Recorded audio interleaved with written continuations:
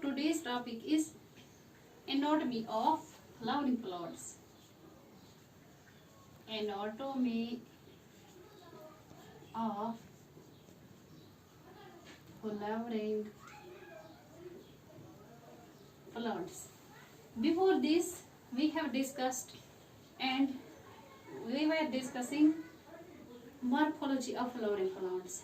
It means that in morphology we were talking of external structure, but in case of anatomy we have to discuss internal structure.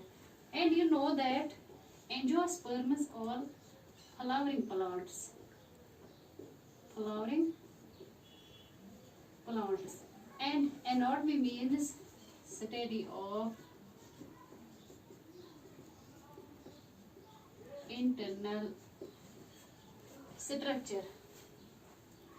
So first of all, when we will see how different types of plant pots are formed, having different types of ways of cells.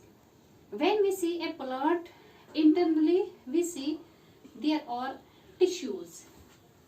When we see a plant, when we see a plant, we see there are tissues. So let us try to know what are tissues. These tissues are the group or cluster of cells. Cluster of cells. Cluster or group of cells having same origin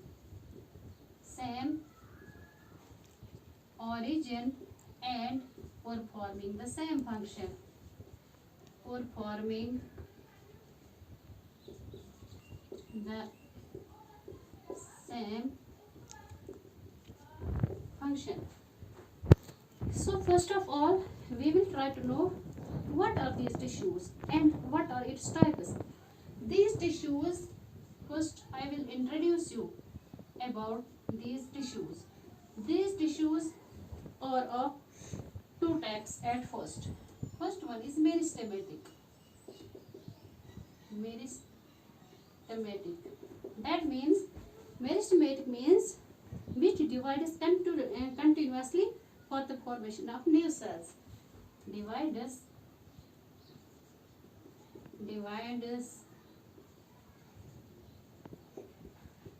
continuously for the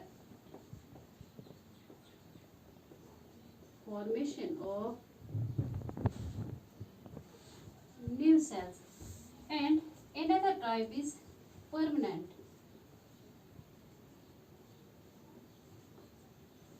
Permanent tissues. So what are these permanent tissues? We know that these permanent tissues attain maturity and lose the ability to divide further. So meristematic tissues are those which divide continuously, and permanent tissues lose the ability to divide further. So we call them, in case of meristematic tissues, we call them primary meristem and secondary meristem, but on the basis of timing of origin. On the basis of timing of origin.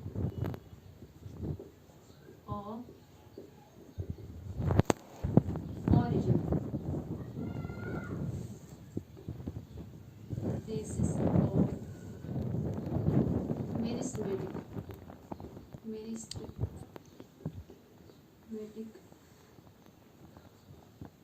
tissues. On the basis of timing of origin, we classify them primary meristem and secondary meristem.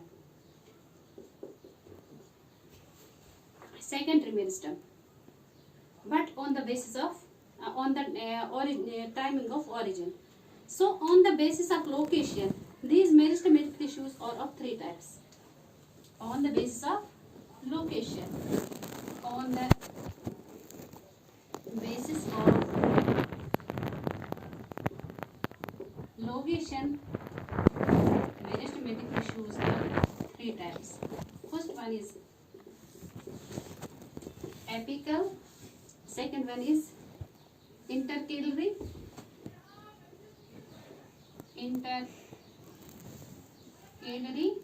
and last one is lateral meristem. Apical and intercalary meristems are formed under early stage, so they are classified under meristematic tissue. Apical and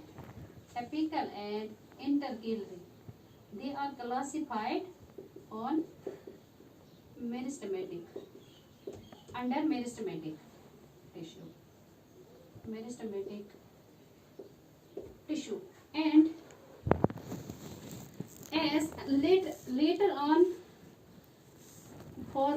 lateral meristem is formed later, so it is classified.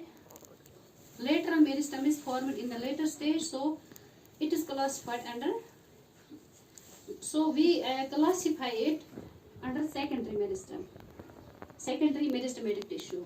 So we include secondary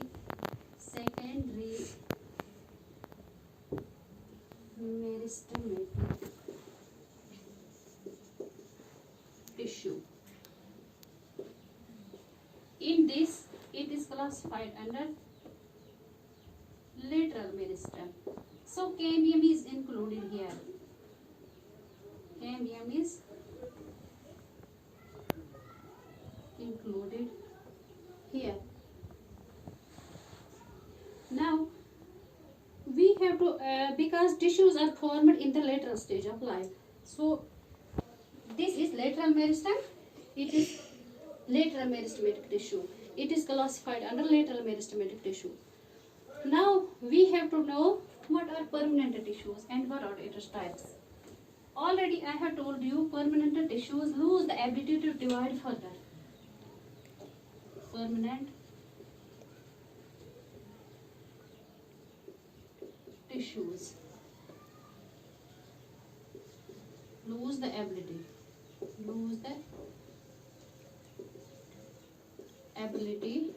to divide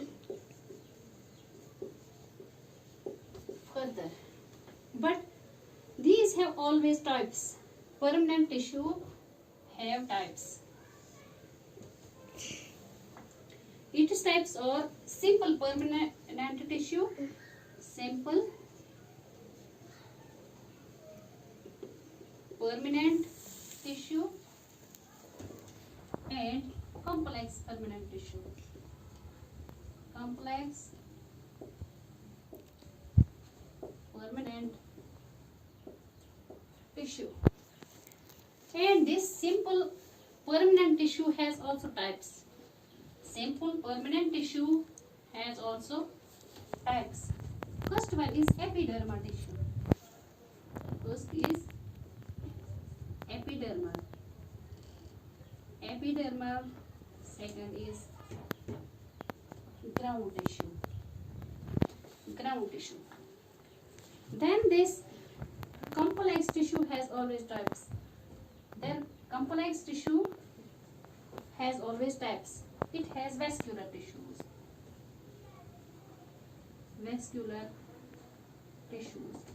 In which xylem and phloem are included.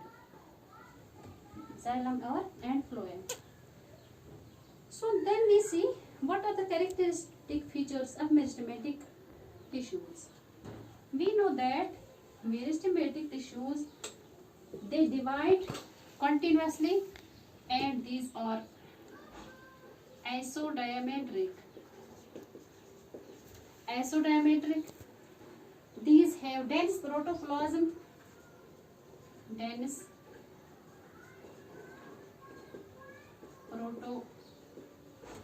Protoplasm, and these have no vacuole,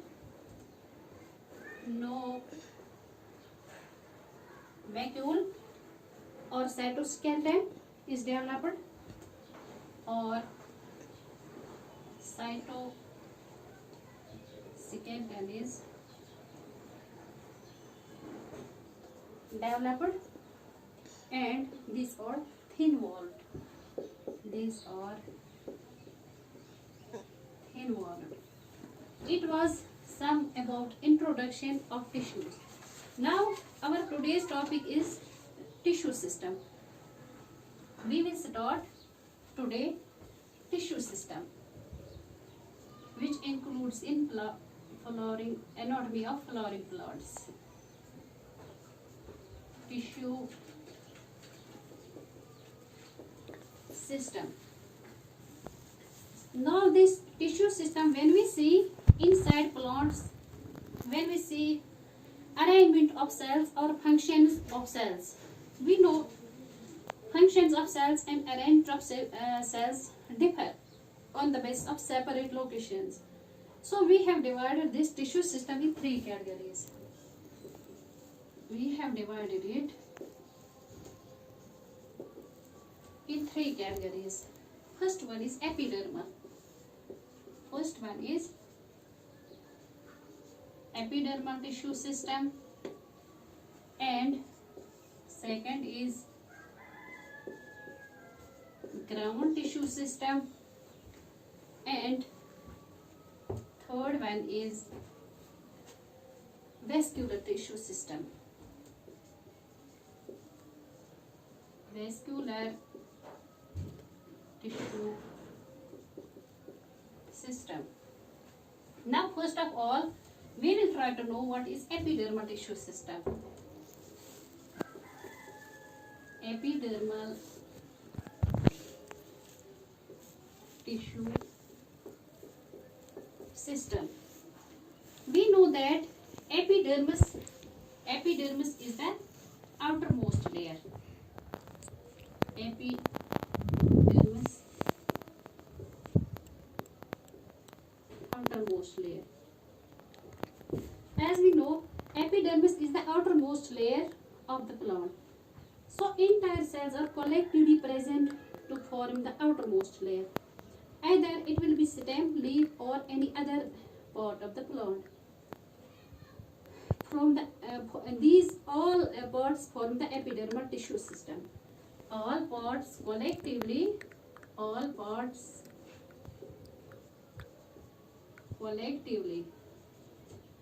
form the epidermal tissue system. Now we know that this epidermal tissue is generally single layered. Generally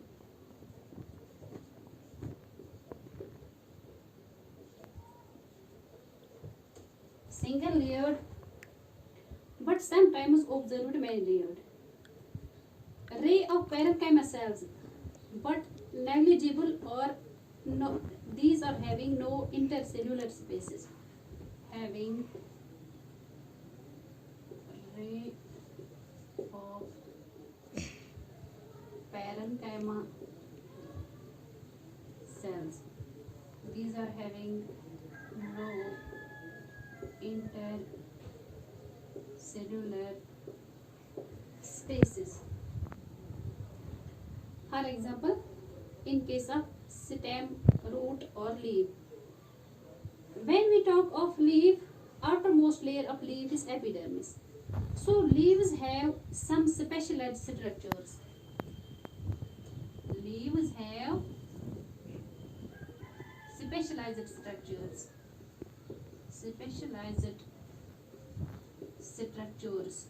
These specialized structures are called as gourd cells. And these gourd cells are present in every epidermis, stem or leaf also, and these contain chloroplast. These contain chloroplast. So they contain chlorophyll pigment. Contain chlorophyll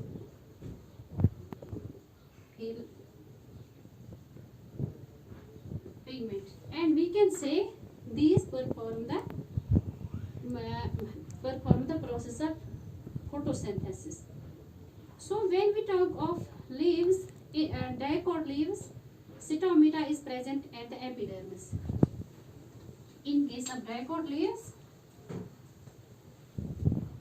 in case of dicot leaves, stomata is present. Stomata is present at epidermis.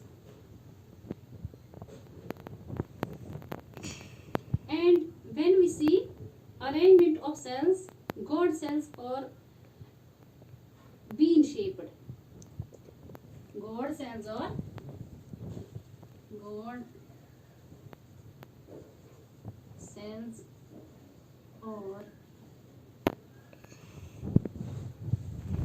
bean shaped. Surrounding cells of gourd cells are called subsidiary cells. Surrounding cells gourd cells. These are called subsidiary cells. For example, we will make here the structure like this.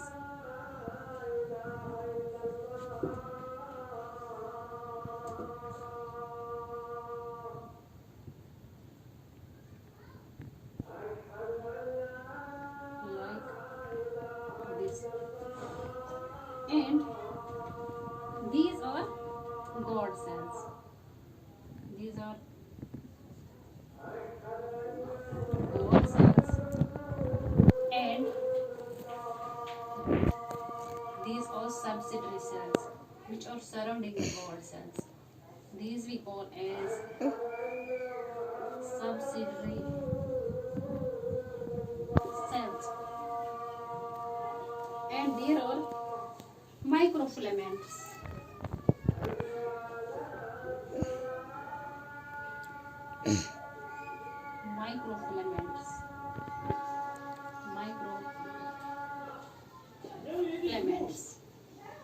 And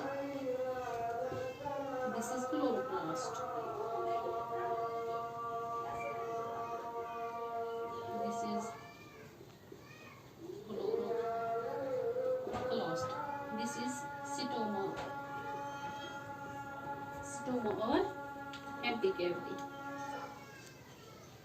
Now these microfilaments are radially arranged in stoma, and orientation of these radially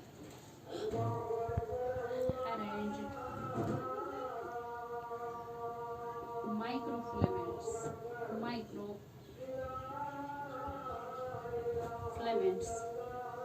and orientation of these microfilaments allow the opening and orientation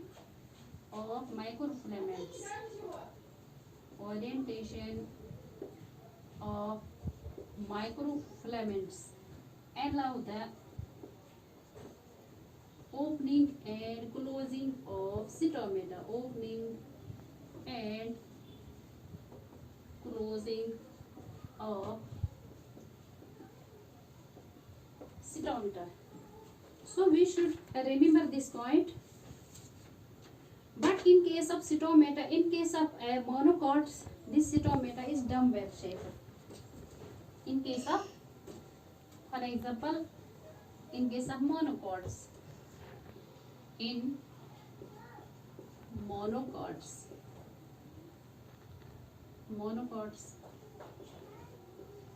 stomata is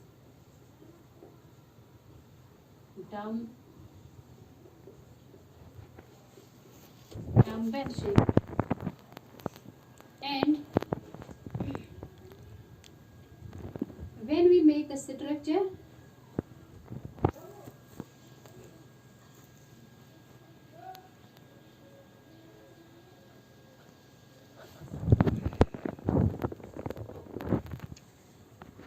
stomata is like this, and this is dumbbell shape.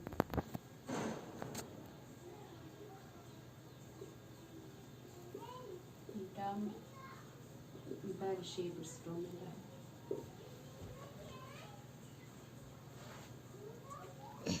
But when water enters in the guard cells, opening of stomata occurs.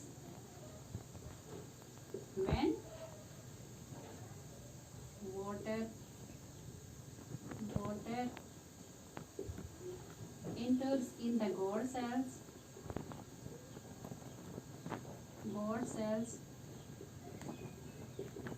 opening of stomata occurs. But we know when transpiration, it means loss of water. When transpiration takes place, transpiration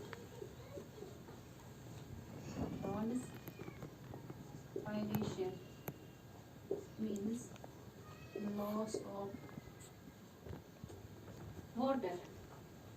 When this transpiration takes place, stomata gets closed automatically. Stomata, when transpiration takes place, stomata gets automatically closed.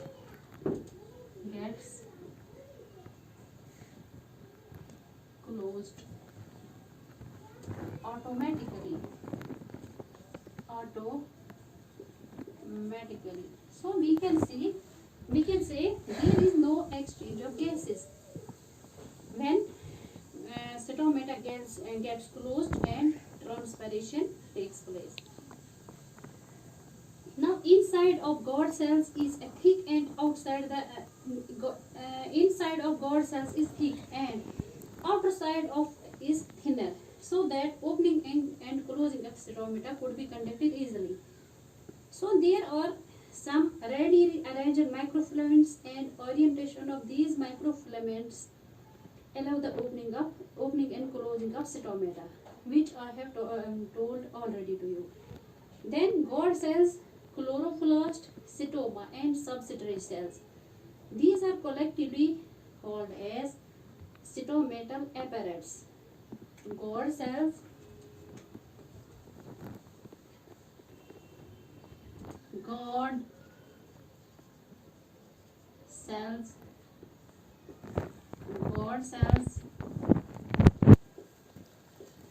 chloroplast, cytomata,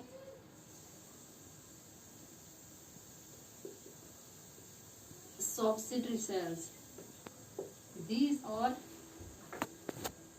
collectively called as cytometal apparatus. Collectively called as cytometal apparatus. Now we know that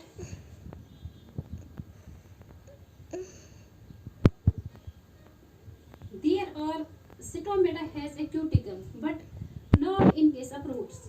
So epidermal cells could be modified in case of stem and roots, and these are having a root-like structure, and this root-like structure is called epidermal. Root-like structure, hair-like structure, hair-like structure. It is called epidermal, also epidermal extension.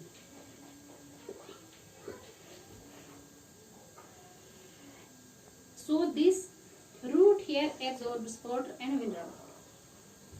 Root hair, what is the function of this root hair? Absorption of water and mineral. But in case of stem, these epidermal extensions are called as trichomes. In case of stem. These epidermal extensions are called as trichomes. So what is the function of these trichomes?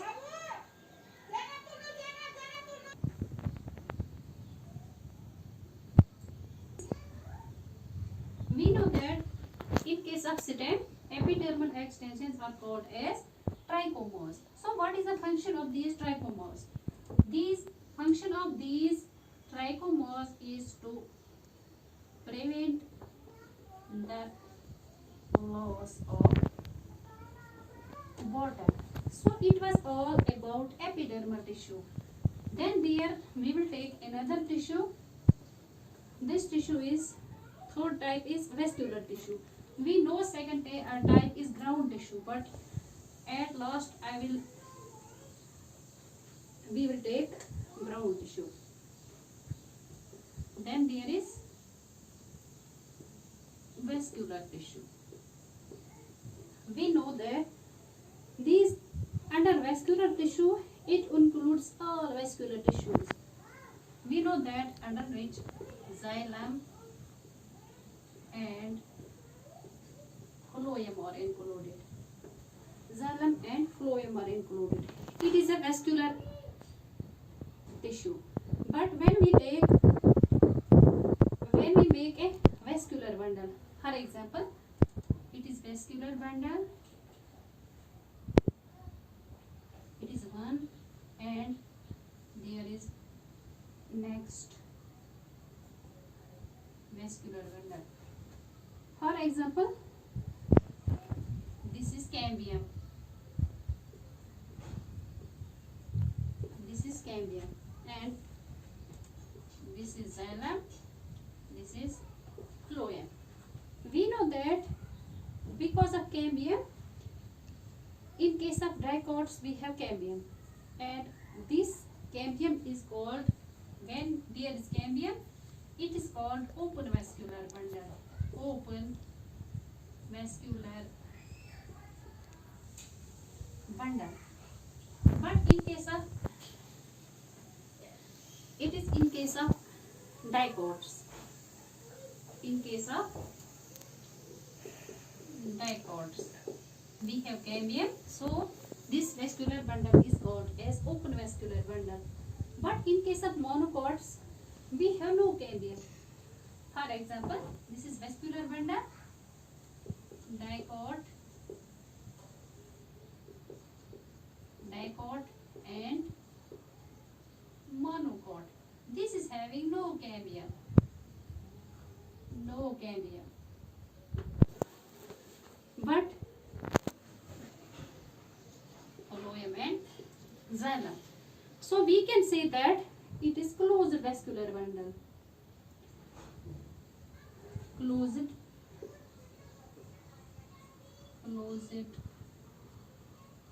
vascular bundle. And secondary vascular tissue includes primary and secondary growth. For example, primary vascular tissue, there are two vascular tissues, primary and secondary vascular tissue. This secondary vascular tissue includes primary and secondary vascular tissue includes primary and secondary growth. Primary vascular tissue has it has two types. Apical, as already I have told you, apical as intercalary.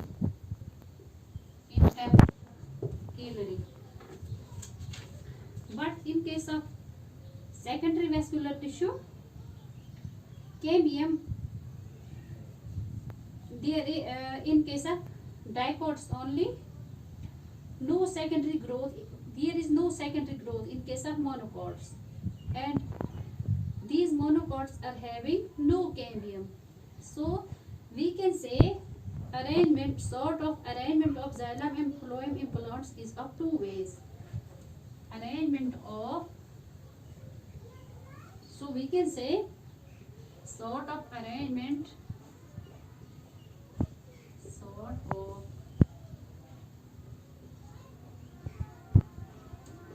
arrangement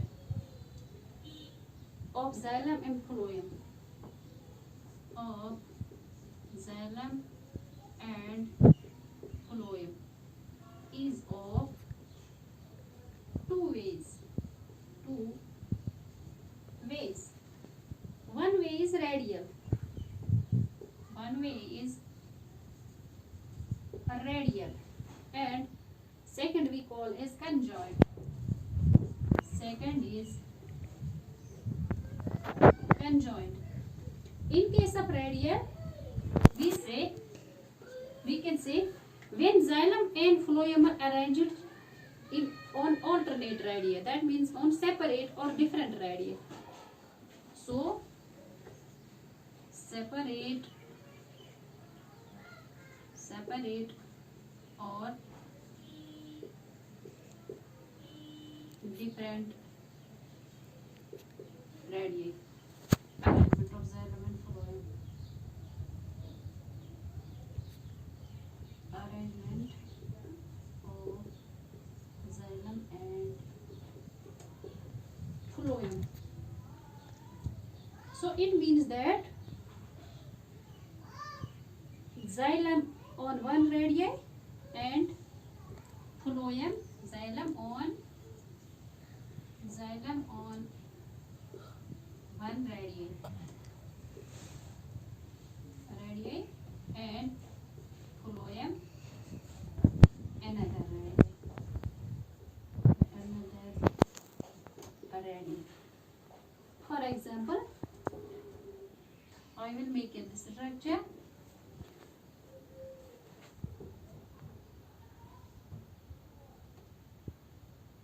This is structure, and these are xylem and phloem, and another side these are xylem and phloem. Xylem, phloem, xylem, phloem, xylem and phloem. It means that it can be seen in case of dicots, in case of roots, in case of roots. But when we talk of conjoint, when the xylem and phloem are arranged on same radii, when xylem and phloem are arranged on same radii, it means that along with one another, along with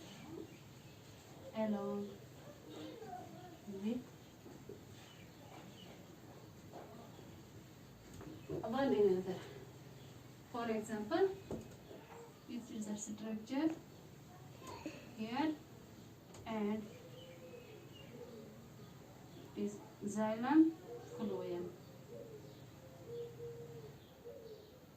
xylem and phloem. Now this type of arrangement conjoint, it is seen in leaves and stem. We can see this type of arrangement in leaves and stem. And there are another types, collateral and bicollateral. Collateral and bicollateral. Collateral and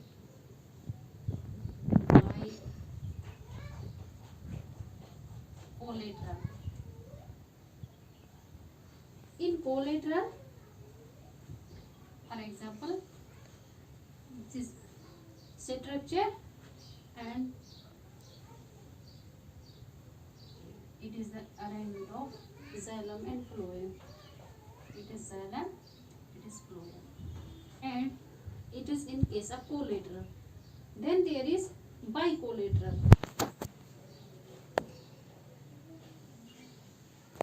Bicollateral. It is phloem and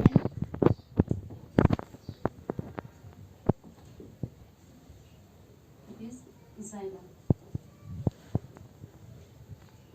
Bicollateral. Now there is another tissue which we call as ground tissue. It is the second type of this vascular tissue which we are discussing. Second type. Third I have discussed in between, that is vascular tissue. It is ground tissue. So what about this ground tissue? We know that it consists of thin-walled chloroplast containing cells. Thin-walled chloroplast containing cells which we call as mesophyll. And we know that these are permanent tissues. This mesophyll has palisade and spongy. Now we know that if we are discussing ground tissue. Ground tissue consists of parenchyma,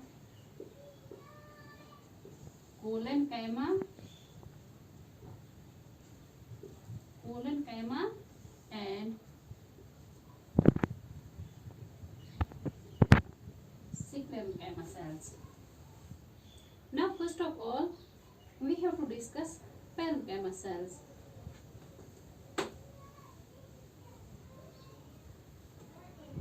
First of all we will take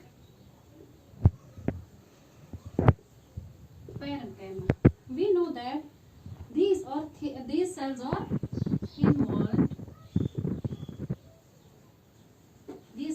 thin-walled. And these are having primary and secondary. These come under primary and secondary. And these secondary wall. These have primary and secondary wall. So we know that cells are of variable shape. These are round, variable shape, round, oval, polygonal, hexagonal,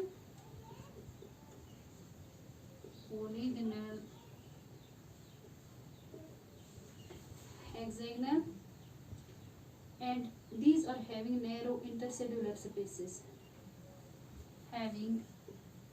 Narrow intercellular spaces. And we know that what are the functions of parenchyma. We know that these act as temporary storage cells. That means they store things for a temporary storage cells. It means that these store things for a period of short period of time, and these are having chloroplast, so they perform having chloroplast, so perform photosynthesis.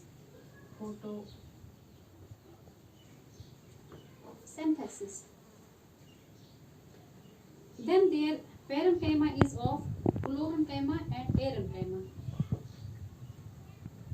Here are subtypes.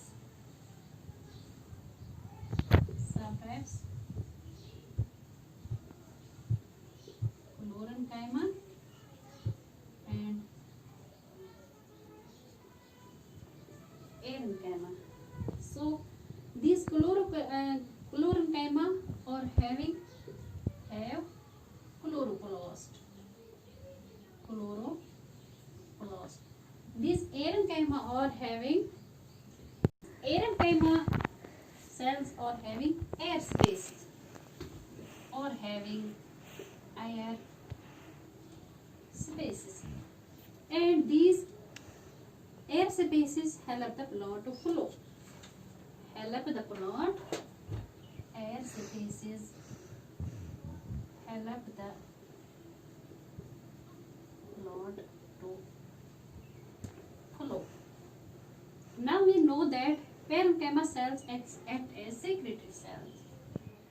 Parenchyma cells act as secretory cells. Then there is location, where they are located. Location. We know these are located in cortex, stem or root. Cortex, stem or root. And we know that mesophyll is between the upper and lower epidermis. Mesophyll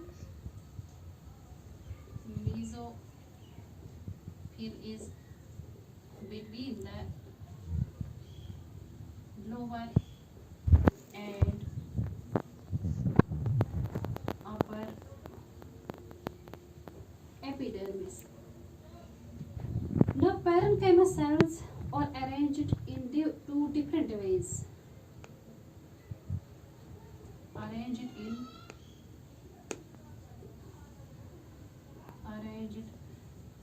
These cells, parenchyma cells, are arranged in two different ways. So, when cells are compactly arranged, compactly cells are called as palisade parenchyma. Compactly arranged cells.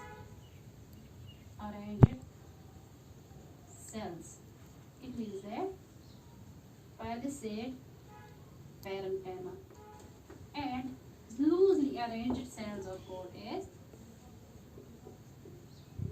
loosely arranged cells are called as spongy parenchyma cells. Now there is collenchyma, which is the second type. These collenchyma cells are collenchyma. We know that these cells are oval, round, polygonal,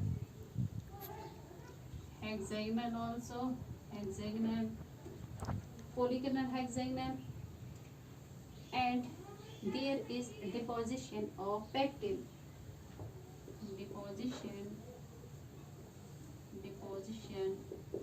of pectin, and these are without intercellular spaces. Without intercellular spaces, and these are having cellulose. Walls have cellulose and hemicellulose. Walls have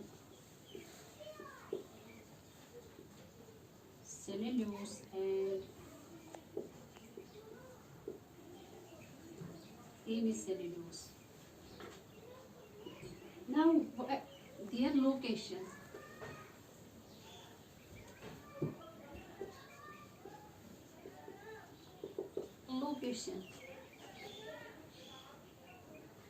These are found at the base of petiole of the leaf. Found at the